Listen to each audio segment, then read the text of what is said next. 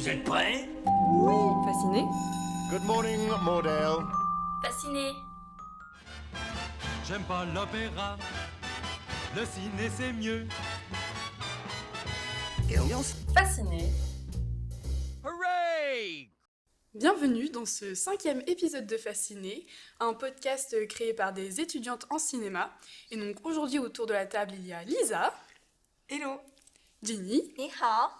Et Paloma. Hello. Et Lou, notre animatrice du jour. Alors aujourd'hui on a décidé de vous parler du lien entre le cinéma et les rêves.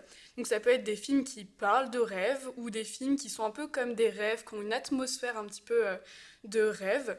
Et donc voilà, on va chacune vous présenter un film qui nous a fait penser à ça. Donc Paloma, tu veux commencer ? Ouais. Alors moi j'ai pris un peu une séquence particulièrement qui recoupe la thématique de toutes parts. Mais c'est d'un cinéaste, tu te dis rêve, obviously, David Lynch.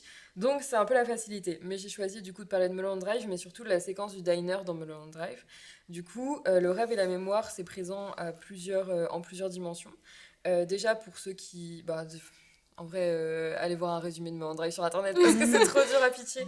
Mais du coup, la séquence, elle est assez intéressante parce qu'elle a son autonomie dans le film. En fait, elle n'est pas... nécessaire à la narration, mais elle apporte quand même quelque chose en plus. Et en gros, c'est deux amis qui dînent qui prennent un café dans un diner typique américain. Et un des hommes va dire « Ah, c'est drôle, la nuit dernière, j'ai rêvé qu'on était là. » Et en fait, il lui raconte son rêve, et du coup, on le sent un peu stressé, un peu angoissé par ça. Et puis, il raconte son rêve en mode « Ah bah tiens, c'est drôle, t'étais debout au comptoir, puis tu m'as regardé, puis t'as dit ça. » Et en fait, ça se passe dans la vraie vie. Et c'est très angoissant. Moi, c'est je pense que c'est la séquence de cinéma qui me fait le plus peur au monde. Du coup, le rêve, il est présent dans la narration parce que du coup, il raconte son rêve. Donc, il y a aussi l'enjeu de la mémoire parce que du coup, peu à peu, il va retrouver des éléments de son rêve qui se reproduisent dans la vraie vie. Donc, en plus, le rêve, il est retranscrit à la réalité. Donc, en fait, la réalité devient rêve, comme toujours chez Lynch. Enfin, c'est pas aussi simple, c'est des couches, des couches et des couches de réalité virtuelle et réelle. Enfin, c'est assez passionnant concernant ce cinéaste-là. Et en même temps, le rêve qui est un peu sous-ton angoissant, mais qui reste un rêve qui n'est pas un cauchemar, devient un peu cauchemar quand, en fait, les deux hommes sortent du diner et va y avoir un plan long à la sortie du diner où, en fait, va y avoir on dit un screamer, mais c'est presque réducteur tellement ça te fait quelque chose au cœur. Ouais, un screamer d'un personnage qui est un peu le point d'orgue du cauchemar. Et c'est fou parce que je trouvais que le rêve était aussi très présent par rapport à la caméra. En fait, les plans, ils sont légèrement trop longs. Et en fait, ça fait une sensation comme quand tu rêves et que tu contrôles pas. Enfin, je sais pas comment dire. En fait, je pense que si c'était très cut, on aurait l'impression que les personnages sont assez maîtres de la situation.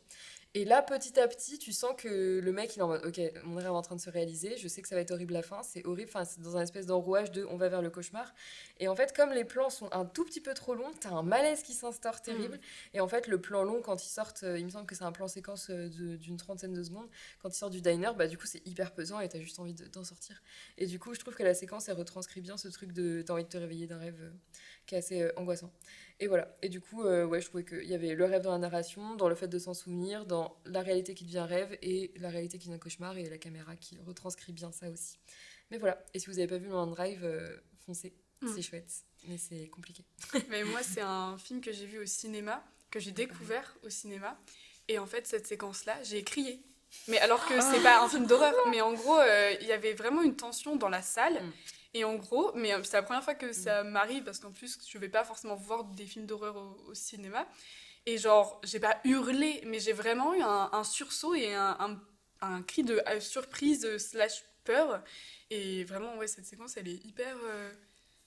vraiment forte, enfin, elle est vraiment marquante. Bon, il y a plein de séquences marquantes dans ce film, mais celle-là, elle est quand même particulière. Et ben, je vais enchaîner avec le film dont moi je voulais vous parler. Ce n'était qu'une question de temps pour que je vous parle de ce film.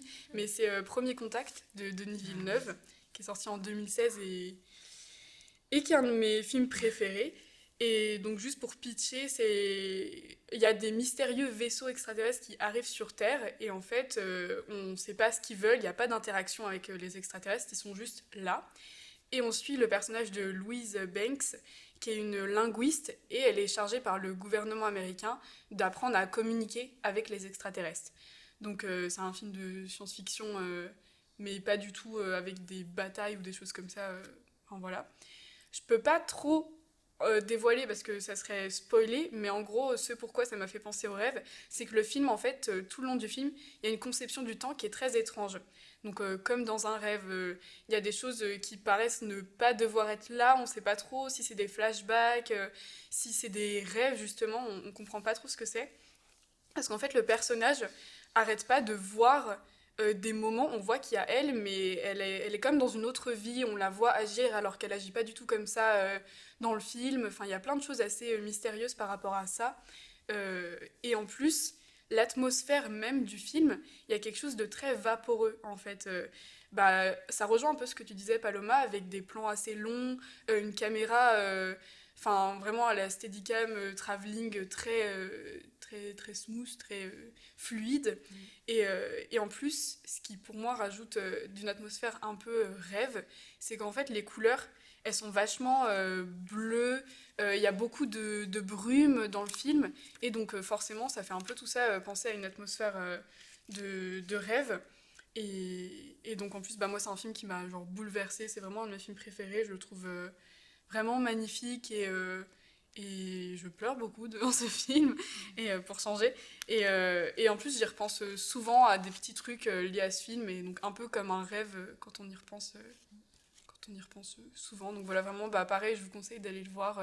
Il me semble qu'il est disponible sur Netflix, mais comme Mulholland Drive, même si Je sais plus. Je Les sais pas Lynch, si- ils sont restés un moment, mais je sais pas je si sais c'est pas. toujours d'actu, mais bon, même si c'est un peu dommage de voir ça sur petit écran, Ouais. enfin, je vous conseille quand même, quoi. C'est vraiment un très beau film et qui a une ambiance particulière que j'aime beaucoup. Et moi, juste pour rebondir, moi je l'ai vu chez mes parents sur la télé, quand même, grande télé, donc c'était quand même pas trop mal. C'était mais tard le soir, genre c'était le deuxième film de la soirée, et du coup je m'endormais un peu. Du coup ça rajoute une couche Ah de ouais, rêve un wow. peu. Mais j'étais restée, enfin je m'étais forcée parce que j'avais quand même beaucoup aimé. Du coup j'ai envie de le revoir. Mais voilà, enfin je me forçais, j'étais en mode ça a l'air bien, et en même temps je m'endormais, tu sais, t'étais en mode wow, cette scène est si longue. Ouais. Du coup je valide la notion de rêve. Encore plus. Ouais. Je parlais maintenant une animation. C'est une animation que j'adore beaucoup, c'est le Paprika de Satoshi Kon. Mais je pense tous ces films, peut-être le Tokyo, de parents de Tokyo, c'est un peu particulier parce qu'il parle plutôt des choses plus réelles, mais dans d'autres films de Satoshi Kon, il y a toujours une dimension de rêve. Je pense qu'il y a vraiment un personnage qui crée beaucoup de rêves juste avec le cinéma, mais pas seulement le cinéma. Il y a aussi des animations en série comme ça. Mais j'aime beaucoup Paprika, c'est parce que avant ce film, avant Paprika, j'ai déjà vu Inception, mais j'adore Inception. Mais après, je vois Paprika, je pense, ah non. Mais c'est pas, je juste pense c'est plus libre. Il y a beaucoup plus de choses, vraiment comme le rêve dans ce film.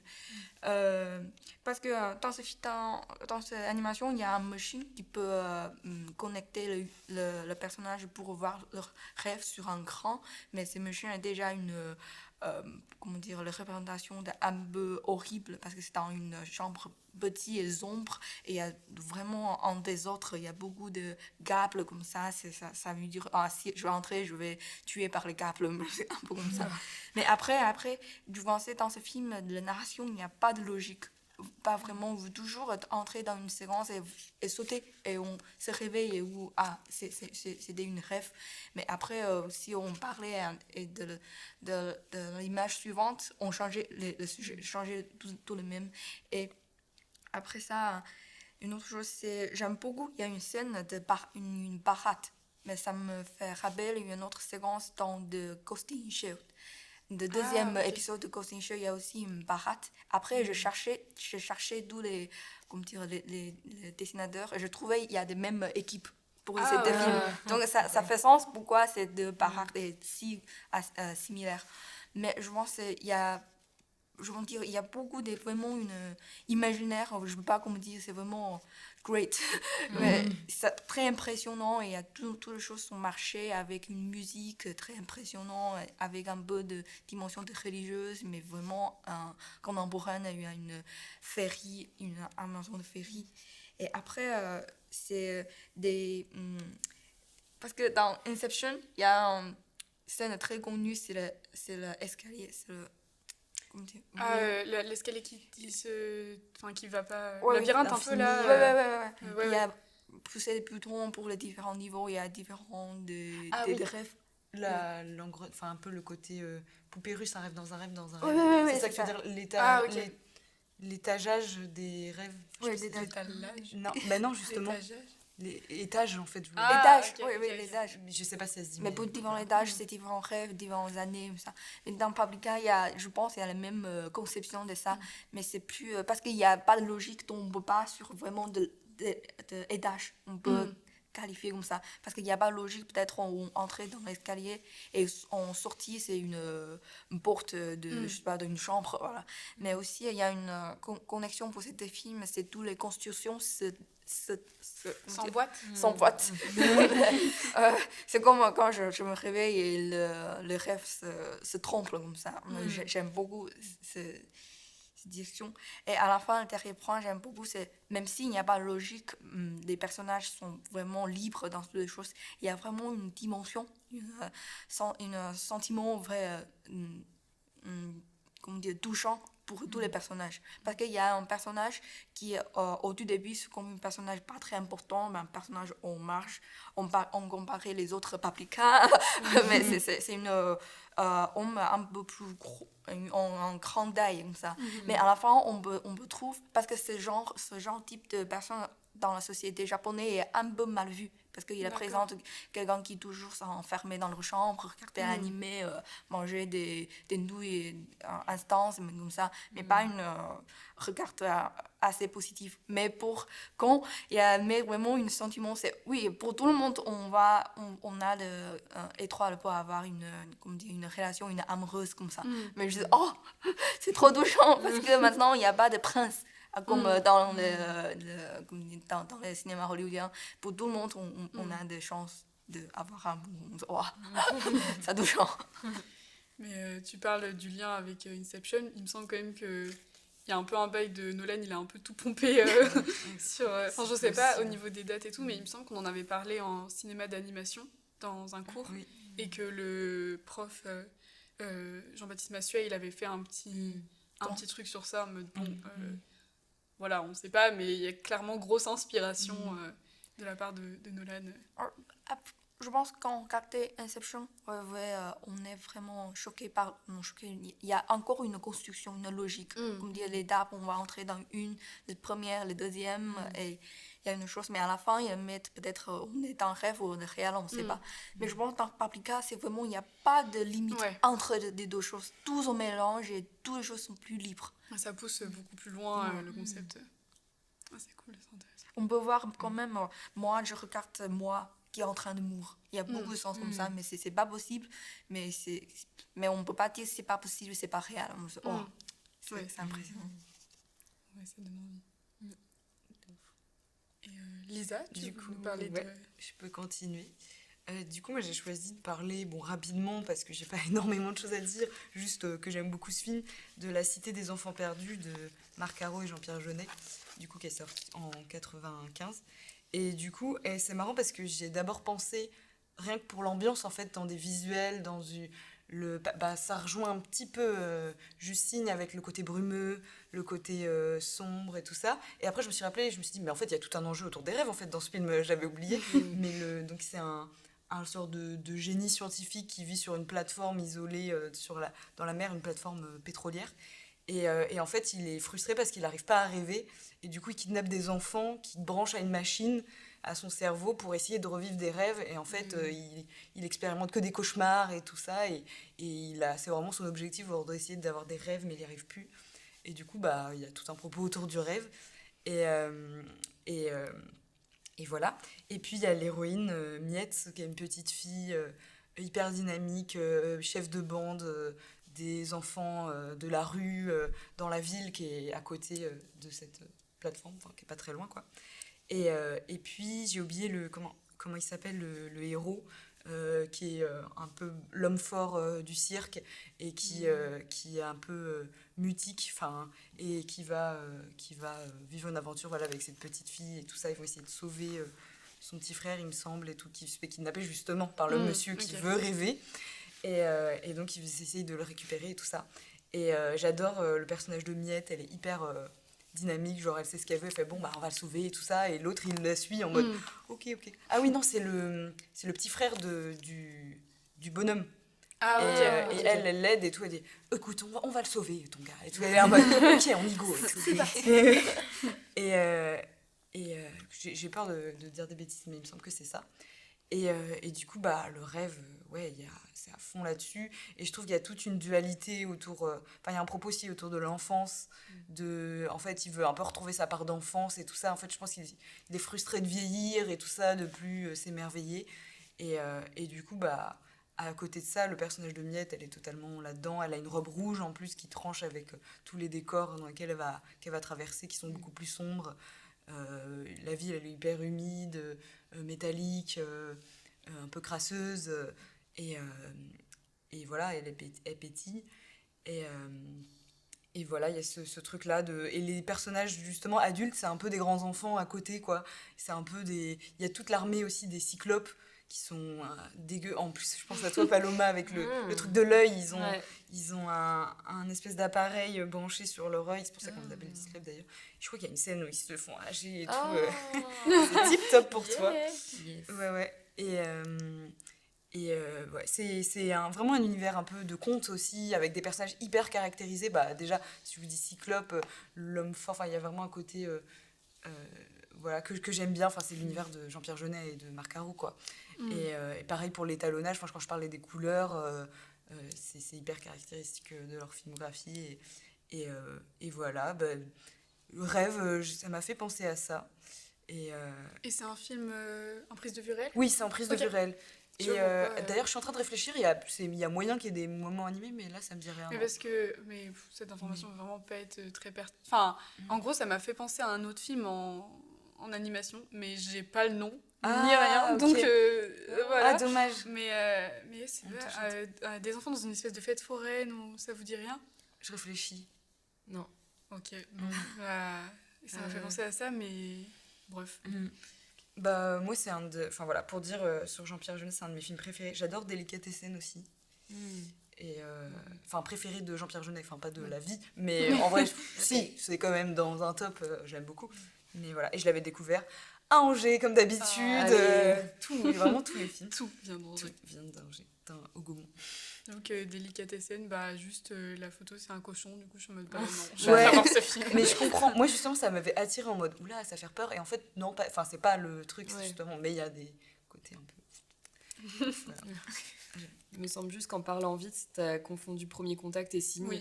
Voilà. Ah, j'ai dit Signe. Jamais de ma vie, je parle totale, mais il n'y a pas de souci. Tu l'as dit, je me suis dit genre, qu'est-ce que t'aurais dû me couper. Je pense que c'est le pire lapsus, la pire faute que tu peux faire à mais non, alors, je peux me défendre. Vas-y. Je trouve dans ce film, il y a tout un concept autour des signes.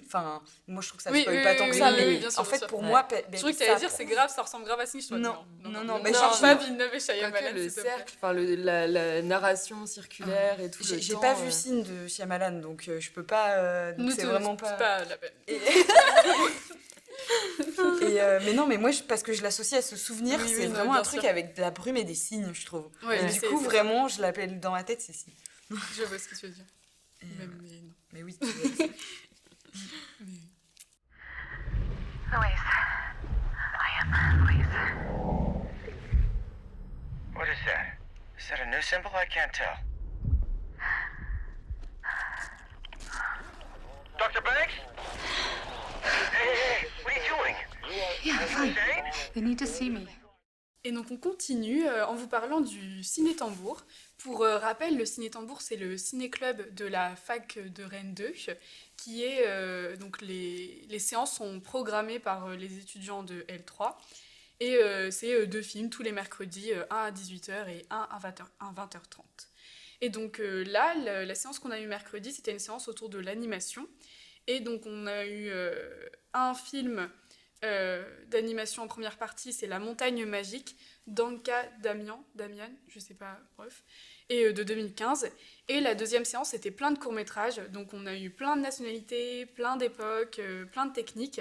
Et juste pour citer les réalisateurs et réalisatrices, mais on mettra les titres précis en description.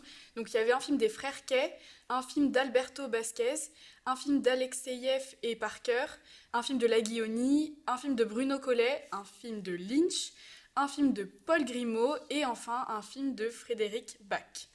Et du coup, voilà, Lisa, qu'est-ce que tu as pensé de cette séance ? Écoute, j'ai bien aimé, comme d'habitude, pas déçue du tambour.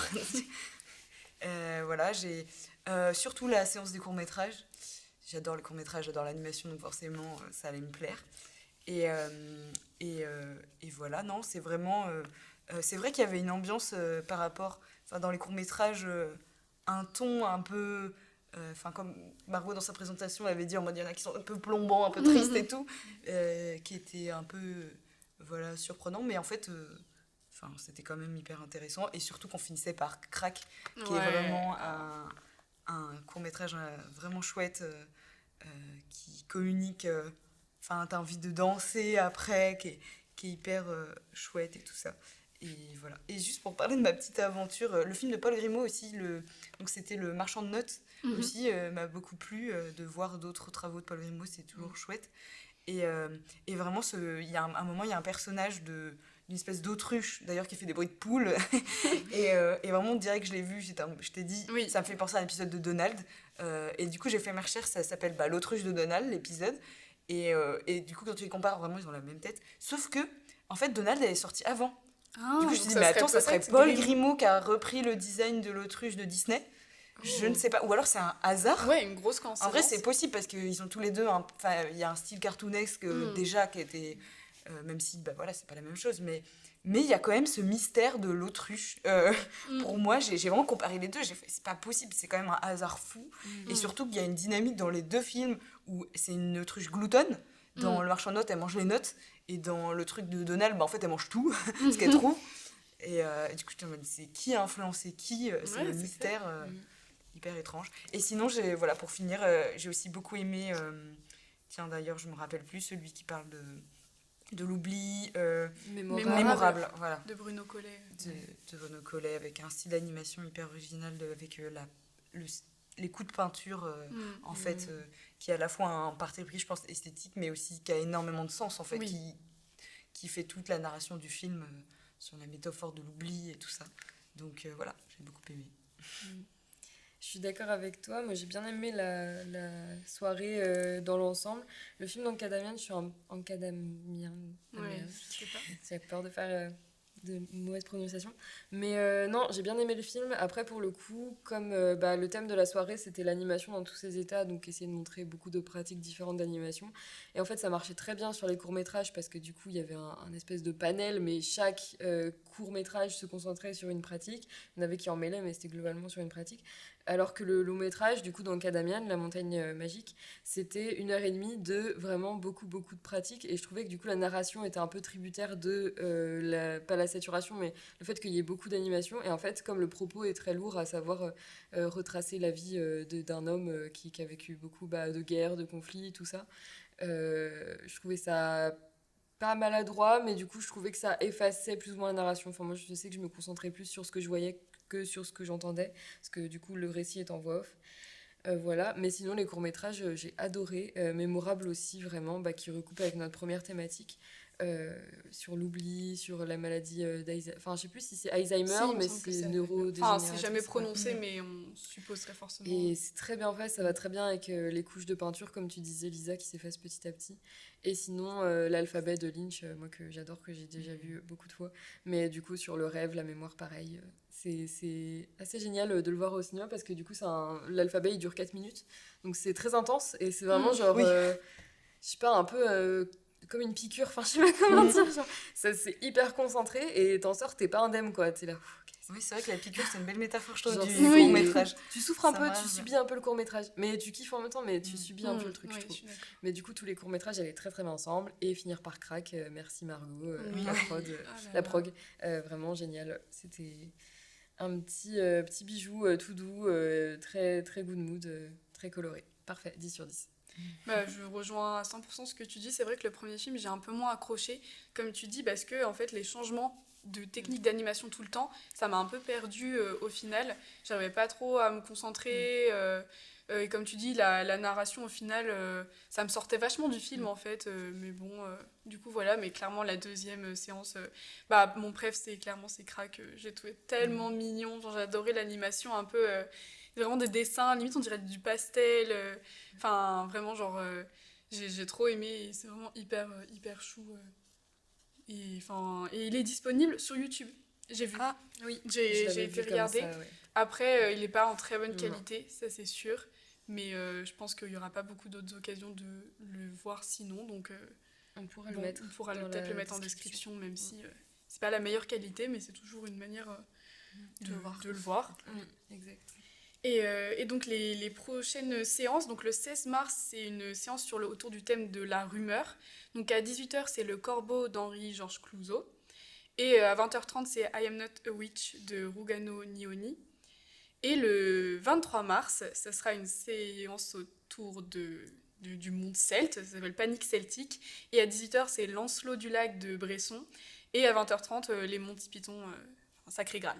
Donc voilà, n'hésitez pas à venir au cinéma Tambour, c'est toujours très cool comme ambiance et de voir une séance autour d'un thème, c'est toujours intéressant.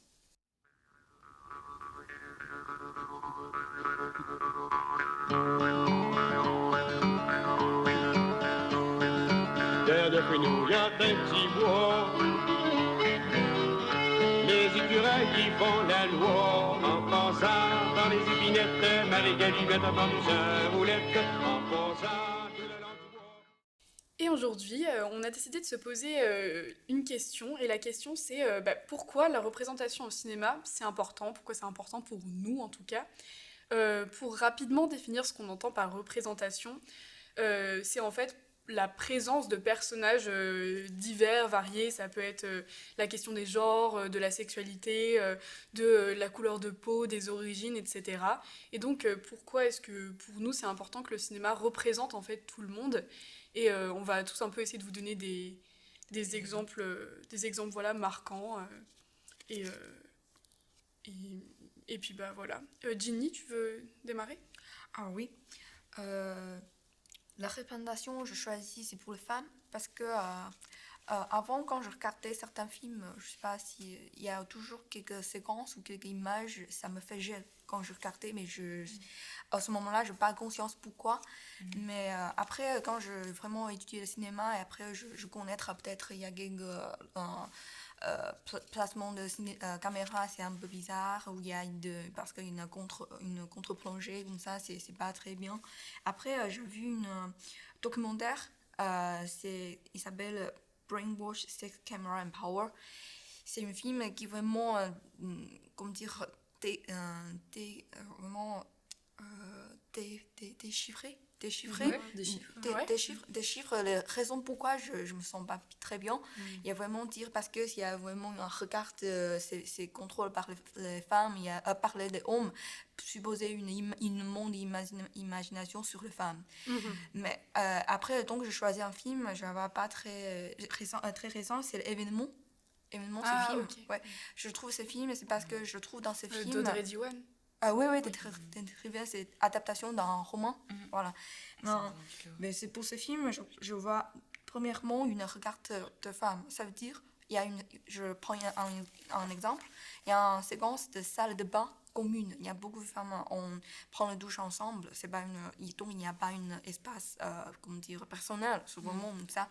On comparait d'autres séquences quand les femmes prennent douche ensemble dans des films réalisés par des réalisateurs hommes.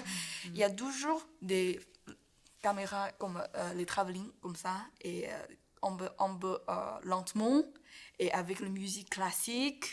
Il y a des femmes qui jouaient ensemble et avec des génériques, parce que j'ai vu un film, c'est un générique, il y a des noms de production, des gens qui font ce film, c'est plutôt des noms d'hommes sur le corps des femmes.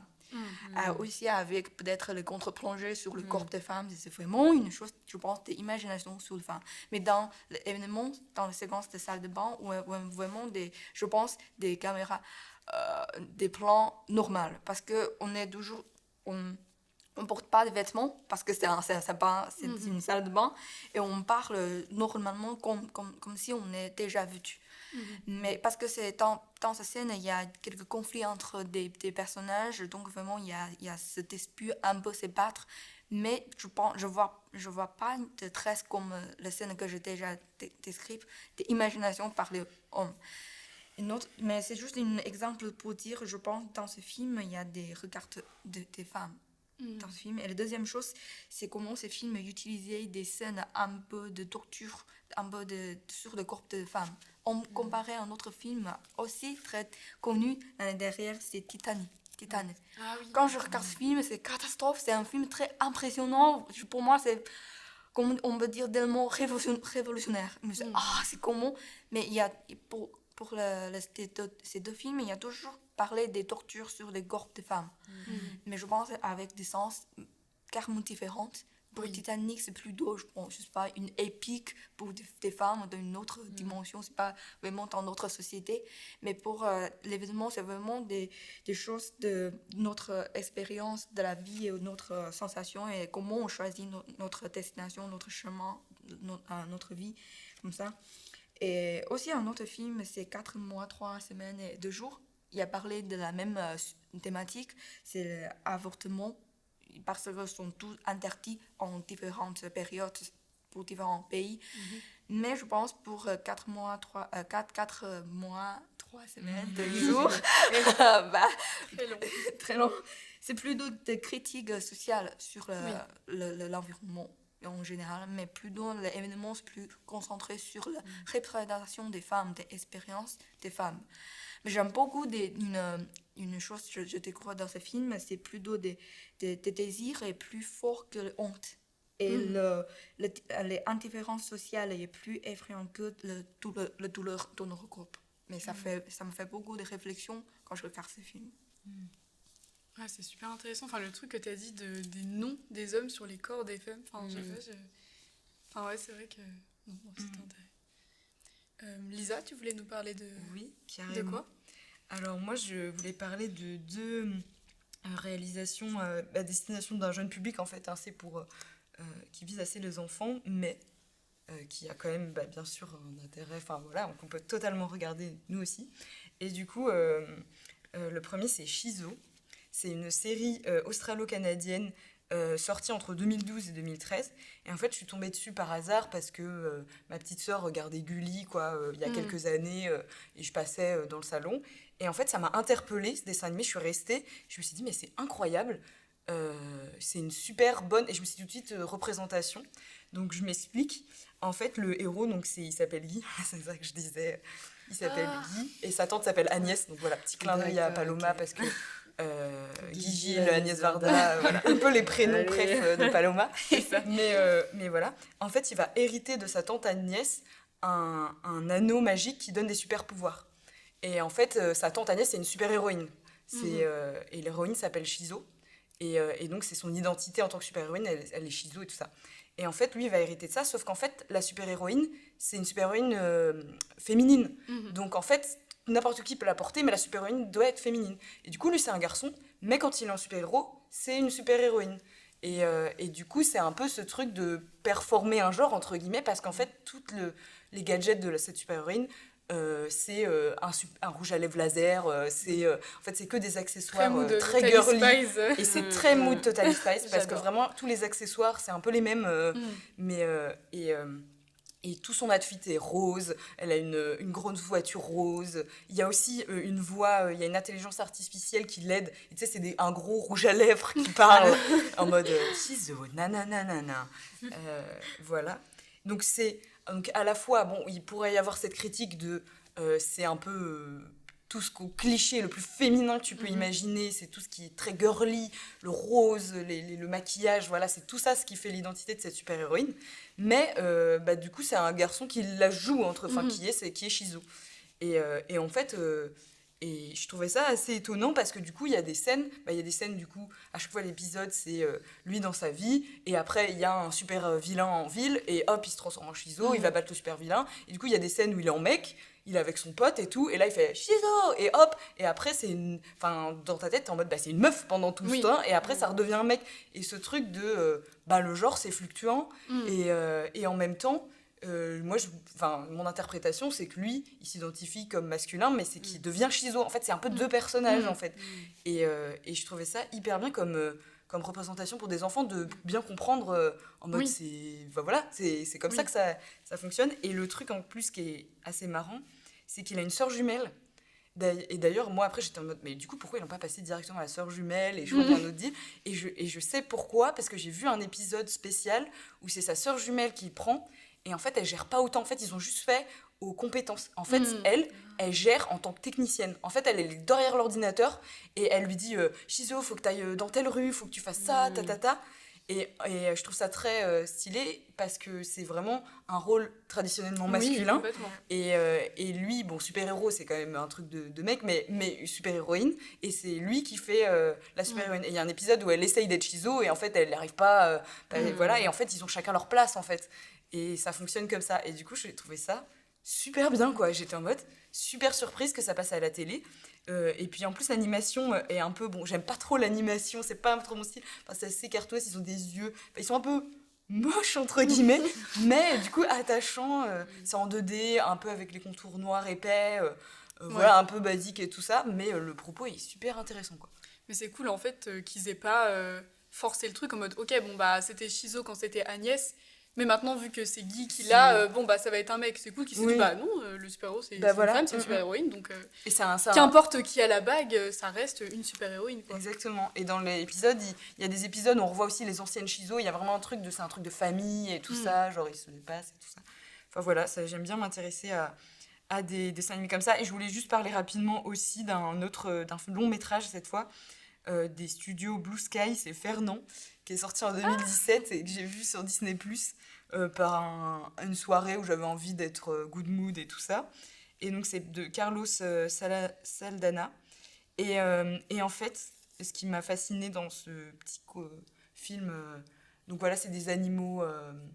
donc, Fernand, c'est un taureau qui est élevé avec d'autres taureaux pour être un taureau de corrida. Et en fait, il a pas du tout envie de se battre. Il y a tout un truc où les petits taureaux, ils adorent, ils sont trop contents. Ils sont en mode, quand je serai grand, je serai comme mon père, je vais me battre et je serai choisi pour aller dans la corrida. Lui, il est en mode, il renifle des fleurs, il est en mode, je kiffe ma life en fait et tout. Et puis il y a toute une histoire, il va rencontrer une petite fille. Et en fait, tout son combat, c'est arrêtez les gars de vous battre, en fait, ça sert à rien, vous avez rien à vous prouver. Et moi, quand j'ai vu ce film, j'ai fait critique de la masculinité toxique, c'est évident. Et pourtant, quand je suis allée sur des sites de critique, genre sur Votecaster ou quoi, ils étaient tous en mode beau critique sur les animaux, la maltraitance, la corrida. J'étais en mode alors oui, mais en fait, j'ai trouvé personne qui avait trouvé ce propos, alors que c'est obvious. Enfin, j'étais en mode oui, il faut pas tuer les taureaux, bah oui, merci, mais évidemment, vu que le héros c'est un taureau machin, mais j'étais en mode, mais vous avez pas compris la métaphore, genre ça s'applique aux humains aussi, c'était pas juste, c'est des taureaux, mais tu peux faire la même avec des humains. Et il y a vraiment ce truc pour moi, de cours de récré où les petits taureaux ils sont en mode c'est qui le plus fort, mon papa il est trop fort et tout, et lui il est en mode venez, on regarde les fleurs, on lit des poèmes, enfin limite il est comme ça, voilà, bref. Et du coup j'étais en mode trop mignon, j'étais en mode à montrer à des enfants, propos vraiment chouettes, de se sentir bien. Il y a vraiment un propos juste soyez heureux, et voilà, il arrive petit à petit à convaincre les autres et tout ça, l'évolution des petits personnages trop choux. Donc voilà, je recommande Shizo et Fernand à montrer à vos enfants si vous avez des enfants. C'est Fernand ou Ferdinand? Mais ah non, c'est Ferdinand peut-être. Okay. J'arrête pas. En fait, j'ai marqué Fernand sur ma fiche. Mais comme tu en as beaucoup parlé, je t'en mode Ferdinand. Attends, je vérifie. Mais ensuite, vous pouvez enchaîner. Je regarde juste. Pendant que tu fais tes petites recherches, moi, je vais commencer Moi, ce dont je voulais vous parler, c'est une série. Du coup, moi, je voulais vous parler de Brooklyn Nine-Nine. Donc, c'est une série que je kiffe. C'est une série de Dan Gour et Michael Schur. Donc, Michael Schur qui a aussi travaillé sur The Office.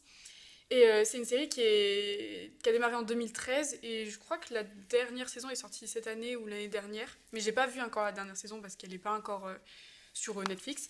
Et en gros, du coup, on suit plusieurs personnages d'un commissariat et c'est une série d'humour, quoi. Mais en fait, dans les personnages qu'on suit, il y a une grosse diversité, en fait. Il y a le capitaine, c'est un homme noir et gay. Il y a 2 détectives qui sont d'origine latino-américaine. Le lieutenant, c'est aussi un homme noir. Enfin, vraiment, genre, il y a il y a une grande diversité. Et en fait, moi, le personnage surtout qui m'a vraiment beaucoup marqué, c'est Rosa. Donc en soi, c'est un peu un spoil, mais enfin, bon, on s'en fout un peu. Enfin, genre, je veux dire, ça ne fait pas vous gâcher la série du tout si vous ne l'avez pas vue. Mais en gros, à un moment dans la série, alors je sais plus quelle saison c'est, elle fait son coming out bisexuel. Et en gros, c'est trop touchant parce que c'est un personnage qui est présenté comme... elle, c'est vraiment la bad girl, genre elle est tout le temps habillée en cuir, tout le temps en noir, elle est hyper badass et tout, genre elle montre jamais ses émotions et tout. Et en fait, il y a un épisode, c'est hyper... ça sort de nulle part en fait, et je me souviens plus exactement comment c'est fait avec ses collègues, mais en gros, elle fait son coming out bisexuel, comme ça, et en fait, avec ses collègues, c'est... Oh oui, ok, cool. Enfin, c'est vraiment, genre, j'aime bien que ça montre le truc de, bah, d'accord, on n'est pas obligé d'en faire un big deal. Enfin, je me demande si... Enfin, je crois qu'elle fait même pas d'annonce, c'est juste dit comme ça... ouais, d'accord, cool, et j'ai bien aimé que ça soit montré comme ça. Et dans ce même épisode, en fait, son histoire à elle, ça tourne autour du fait qu'elle n'arrive pas à le dire à ses parents, et qu'en fait, elle demande à Jake, qui est un peu le personnage principal, de jouer son petit ami, quoi. Alors, j'espère, enfin, je crois que c'est ça. Et parce qu'en fait, ses parents, clairement, ils ont du mal à accepter ça, mais elle finit par leur dire. Et en fait, il y a vraiment tout un truc où eux, ils sont vraiment en mode mais non, la bisexualité... on comprend pas, c'est pas possible. Enfin, genre... enfin, son père, il fait plein de réflexions en mode... oui, bon, t'es bisexuel, mais du coup...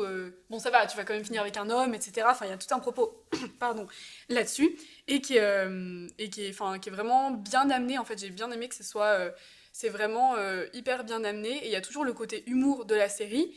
Mais ça, c'est très bien traité. Et en fait, c'est pas non plus traité... Enfin, ça va avec l'ambiance de la série, mais c'est pas traité comme une chose grave, un truc hyper pesant.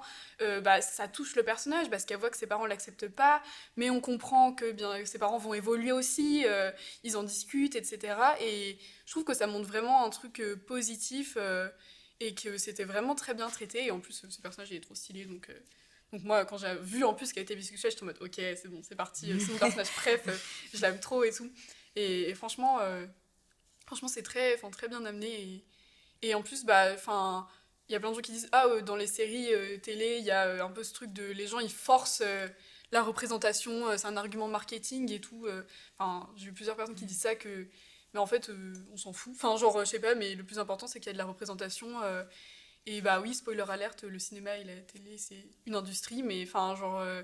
en soi, si c'est bien fait, je sais pas, moi ça me pose pas de problème.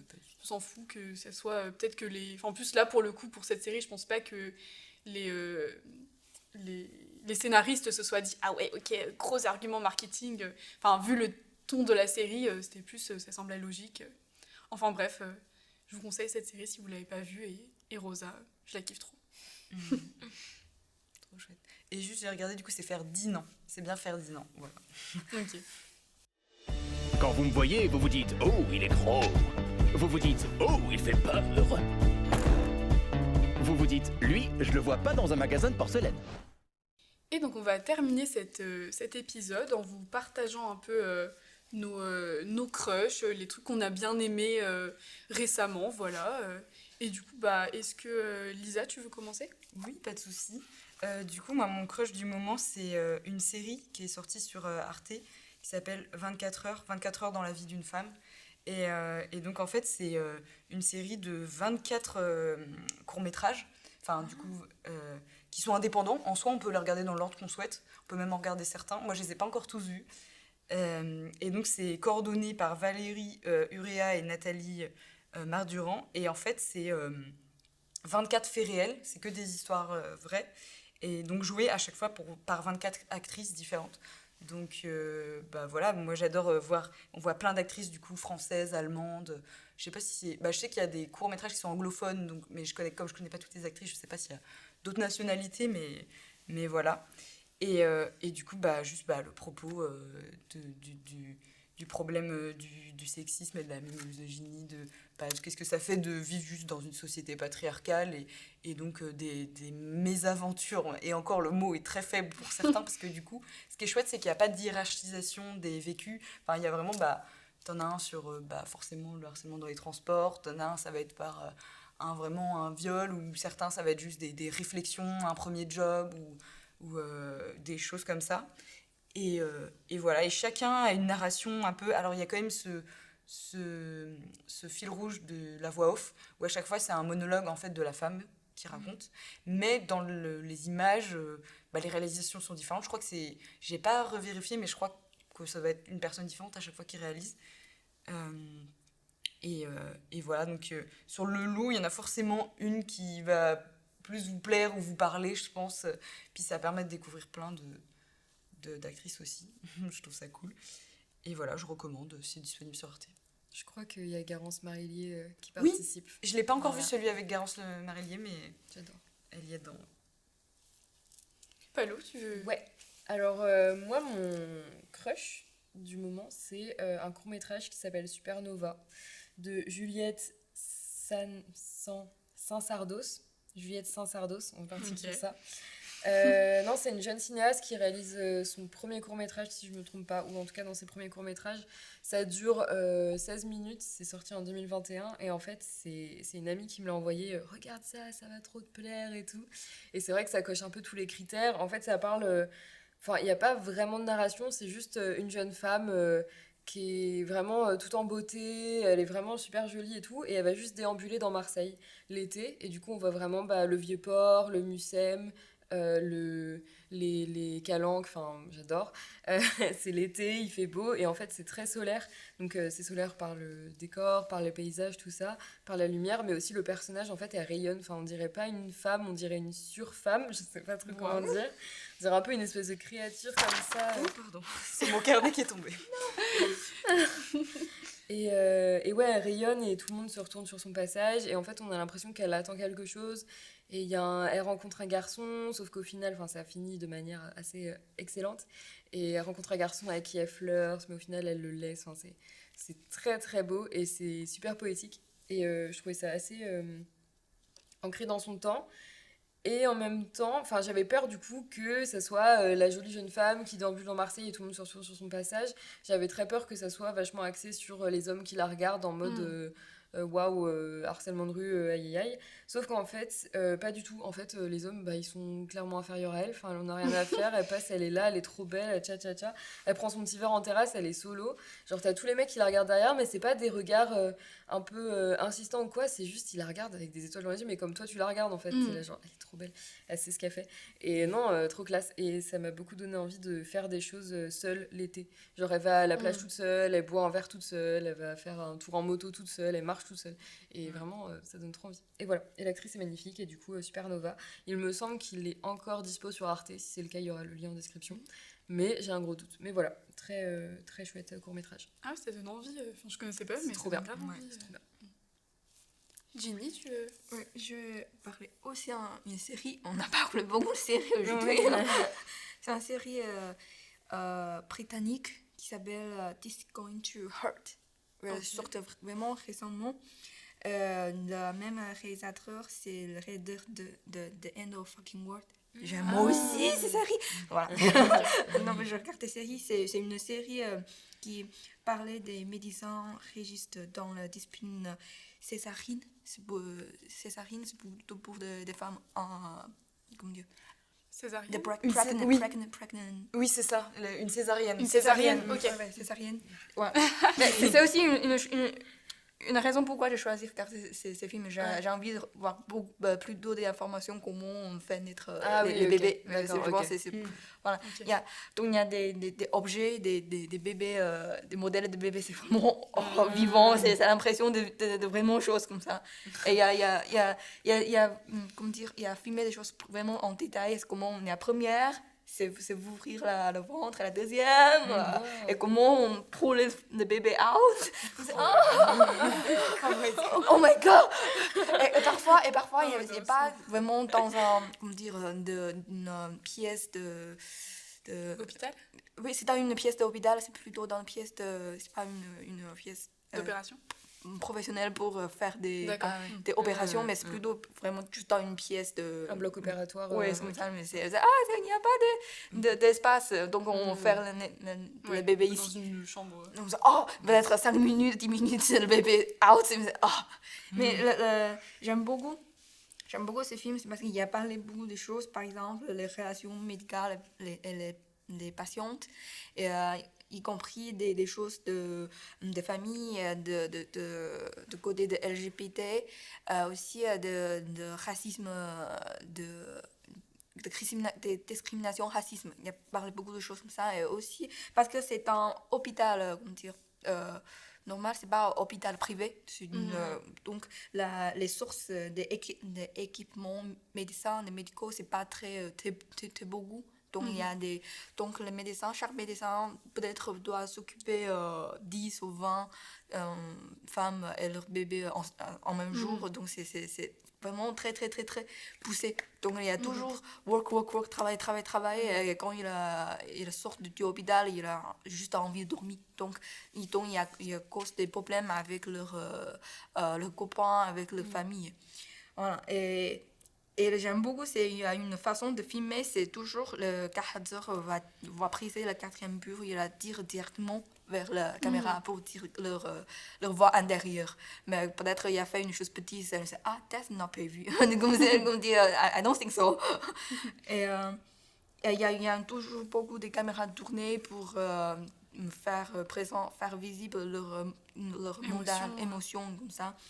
Et la musique est trop chouette dans ce film parce qu'il y a utilisé beaucoup de genres de films, des rock and roll, les musiques plus populaires, des musiques des bandes indépendantes en Angleterre. Donc j'ai entendu beaucoup de musiques là-bas. Et la dernière chose, c'est qu'il y a un personnage féminin, c'est une médecin nouveau, qui est encore une étudiante, peut faire l'internship ici. Donc, au début, elle a toujours fait des choses, qui toujours fait les petits. Mais à la fin, elle a été plus mature pour faire les choses. Mais, oh my god, je vais pleurer. Mais à la fin, il y a quelque chose de mauvais arrive sur elle.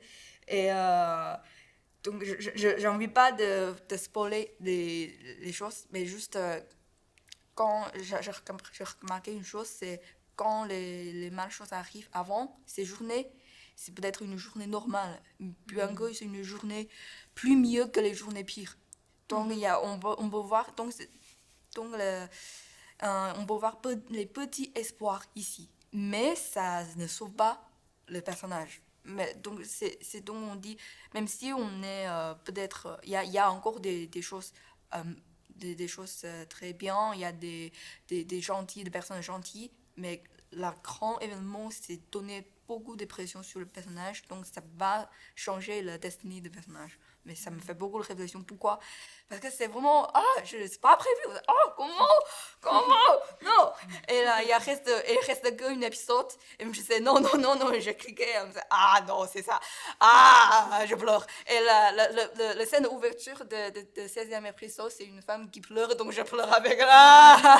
Mais elle est à cause de torture, parce qu'il est en train de faire naître le bébé. Mais pour moi, c'est juste, je suis trop triste, pourquoi? Non. Et elle est 2 mois après. Elle me dit, après, non. Donc, toutes les choses normales, c'est normal. Non, c'est pas normal. Mais je vous recommande ces choses. Voilà, c'est séries. Et c'est sur quelle plateforme que tu as vu? Je sais pas. Tu l'as vu sur en quoi, streaming, toi, tu l'as regardé juste Je regardais en streaming. Ok. Voilà. Mais je pense peut-être comment dire ça, le premier vidéo, c'est ça? Amazon Prime Video, ouais. Ok. Peut-être que c'est dessus. Je sais pas. À checker. À checker. Et pour terminer, on reste dans la série. Moi, je vous parle d'une série qui n'est pas du tout récente, mais que j'ai terminée récemment. C'est The Office. Oh my god. No spoil, please. Non, je vais pas spoiler, ne vous inquiétez pas, parce que Paloma et Lisa sont en plein dedans. À fond. Et voilà, c'est une série hyper connue, donc je vais pas non plus trop m'attarder. Mais pour ceux qui ne connaîtraient pas, c'est une série qui a été adaptée d'une série anglaise de Ricky Gervais, et ça a été adapté par Greg Daniels pour les États-Unis. Et donc c'est une série qui a commencé en 2005 et qui a terminé en 2013, donc c'est pas récent. Et le principe, c'est que c'est un mockumentary, donc c'est un faux documentaire, c'est-à-dire que l'équipe qui tourne, ils sont compris dans la narration. C'est vraiment comme s'ils arrivaient pour faire un documentaire. Et donc c'est une série humoristique.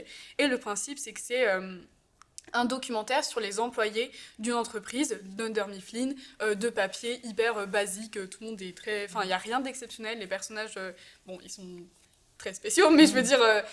c'est vraiment comme un documentaire un peu moyen qu'on pourrait voir à la télé. Et c'est trop bien comme série, c'est hyper drôle, vraiment. Moi, c'est vraiment un humour qui me fait beaucoup rire. Même si les qualités sont pas... entre les saisons, il y a quand même des différences de qualité. Et c'est notamment dû à des acteurs, à partir de quand les scénaristes se sont éloignés de la version anglaise. Il y a tout plein d'enjeux en off, on va dire, mais la série est vraiment cool. Et en plus, s'installe au fur et à mesure des saisons, en fait, une relation émotionnelle avec les personnages. On est vraiment attaché aux personnages. D'autant plus que comme c'est un format de faux documentaire, ça rajoute au fait que pour nous, c'est des vraies personnes.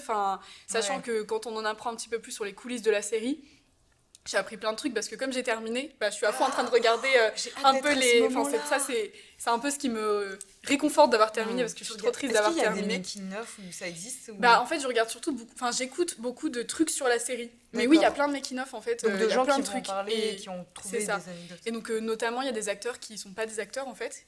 Genre le personnage de Toby, c'est un scénariste. Mais Phyllis, non. c'est la directrice de casting. Et juste, ils se sont dit, en fait, venez jouer vous. Mais donc en fait, ça rajoute à l'authenticité incroyable. du truc. Et truc que j'ai appris aussi, et je suis en mode, mais what the fuck. En gros, Greg Daniels, il obligeait, dis-moi, c'est un méchant, mais genre, en gros, avant chaque journée de tournage, tout le monde venait travailler 1 heure. Comme si il travaillait dans Dunder Mifflin. Pour mettre l'ambiance de travail, c'est super... Et donc en fait, il y a plein de plans de coupe où en fait, c'est pas de l'acting. Il travaille vraiment. Parce que par exemple, l'actrice de Pam, elle a été standardiste. Donc elle était en mode oui, je sais comment ça marche et tout.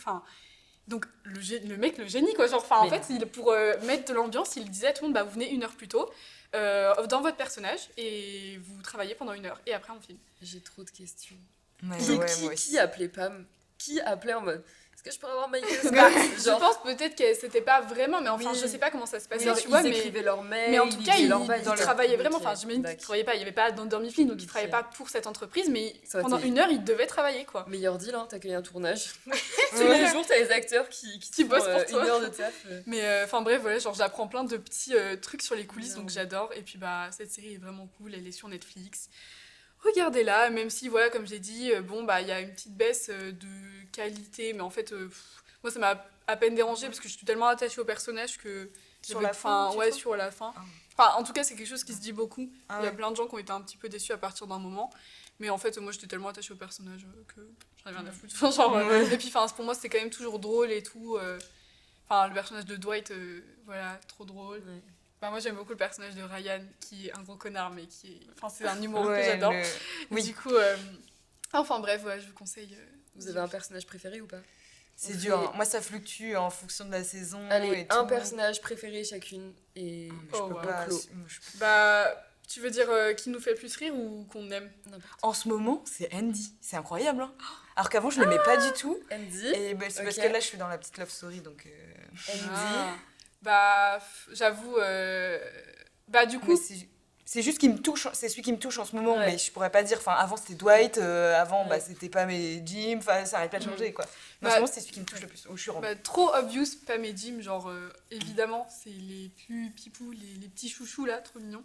Mais comme j'ai dit, moi, l'humour de... En fait, surtout dans les premières saisons, l'humour de Ryan, ça me tue, en fait. Incroyable. Parce qu'en gros, tous les personnages sont hyper loufoques, genre ils ont chacun un peu leur shtick. C'est un peu juste le seul normal, tu sais. Et lui et Oscar, en fait, parce qu'Oscar, c'est un peu ça, mais c'est un peu... Bon, gros guillemets, parce qu'ils sont chelous quand même, mais genre c'est un peu le normise. Et du coup, le principe, c'est qu'il y a beaucoup de moments un peu face cam. Et lui, à chaque fois, il parle à la caméra, il est en mode, mais qu'est-ce que je fais là genre, et j'adore, genre, il fait plein de trucs au moment en mode...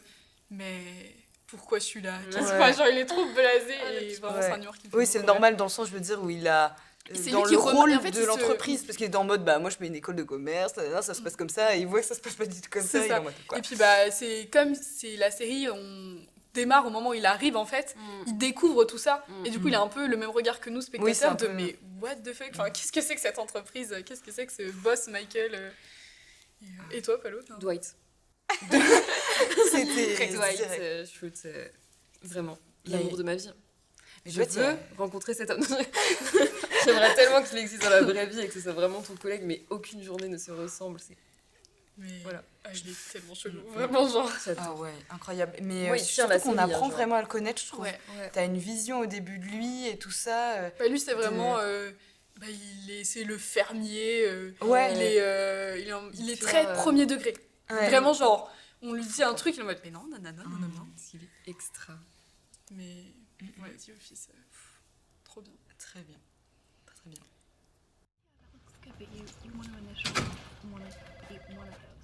Where is my desk?